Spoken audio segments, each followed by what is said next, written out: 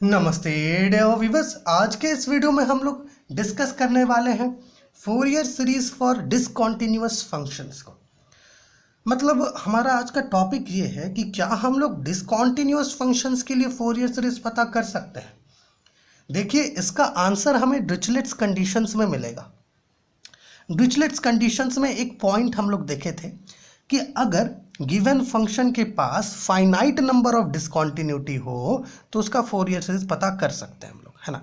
तो बेसिक सा कंडीशन ये है कि अगर जो फंक्शन है अगर वो डिसकंटिन्यूअस फंक्शन है तो उसका डिसकंटिन्यूटी फाइनाइट होना चाहिए। जैसे कि मान लीजिए अपने पास एक फंक्शन गिवन है, let f x is equal to f1x।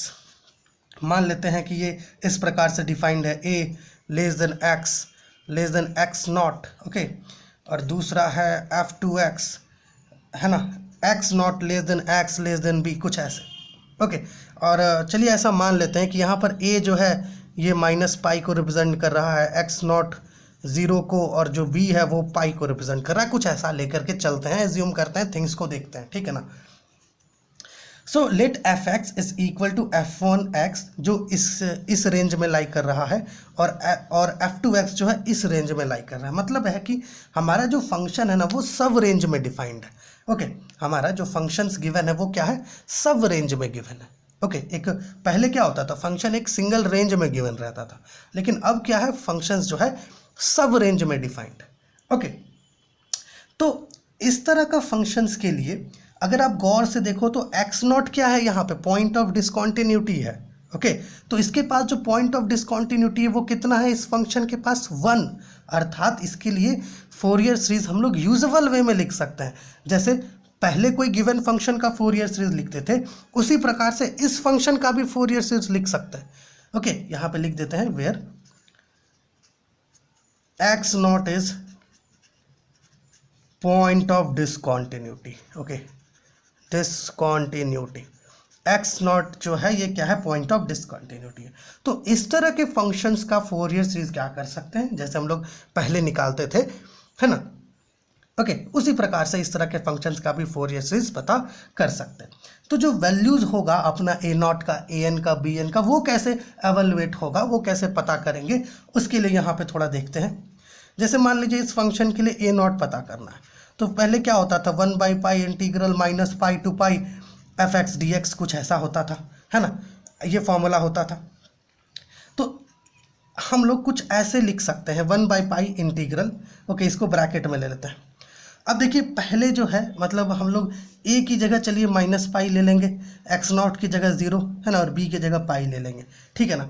तो इसको दो पार्ट में, हमारा जो f1x है, अब fx तो दो हिस्से में है, एक है f1x, और f1x किसके बीच डिफाइंड है, माइनस पाई टू 0 के बीच डिफाइंड है ना, dx।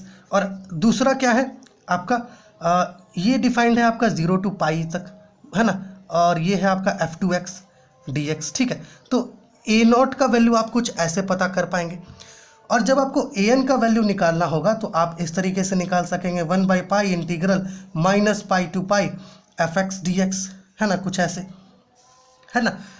1/पाई इसको आपको ब्रैकेट में लेकर के इंटीग्रल, पहले माइनस पाई टू 0 ले लो, ओके, और f1x का यही रेंज है ना, माइनस पाई टू 0।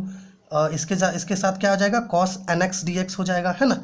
यहाँ पे fx के साथ cos nx dx लेंगे, ठीक है ना, यहाँ छूट गया था, आप प्लीज़ ऐड कर लीजिएगा, है ना।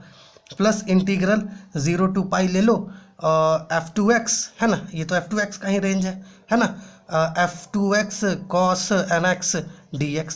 कुछ इस प्रकार से आप an निकालोगे, और फिर जब bn पता करोगे तो कुछ इस प्रकार से पता करना, bn is equal to one by pi integral minus pi to pi F X sine nx dx होता है, साइन nx dx, ठीक है।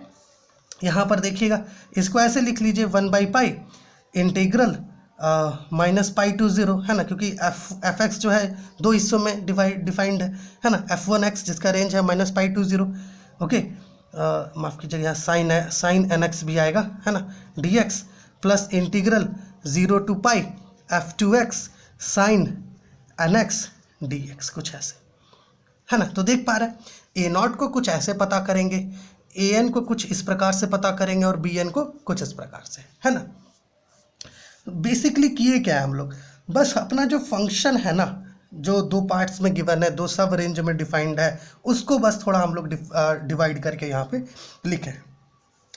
तो जो प्रॉब्लम्स है अपना Fourier series for discontinuous functions के लिए, वो हम लोग अगले वीडियो से अपलोड करेंगे, ठीक है। इसके पहले जो भी प्रॉब्लम्स हम लोग देखे थे, अगर आप वो देखना चाहते हैं तो लिंक नीचे मिलेगा डिस्क्रिप्शन में।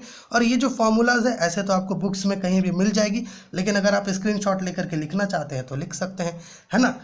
यहाँ पे देख लीजिएगा ए नॉट में 1/पाई इंटीग्रल -पाई टू 0 f1x है, ठीक है, dx plus integral 0 to pi f2x dx है, ठीक है।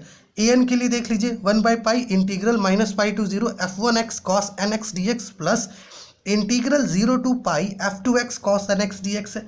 और जो बी एन है वो कुछ इस प्रकार का है, ठीक है, 1/पाई इंटीग्रल -पाई to 0 fx sin nx dx plus integral 0 to pi fx, यहाँ पे ये f2x है, ठीक है ना, यहाँ f1x है, ये f2x है, f2x sin nx dx, okay.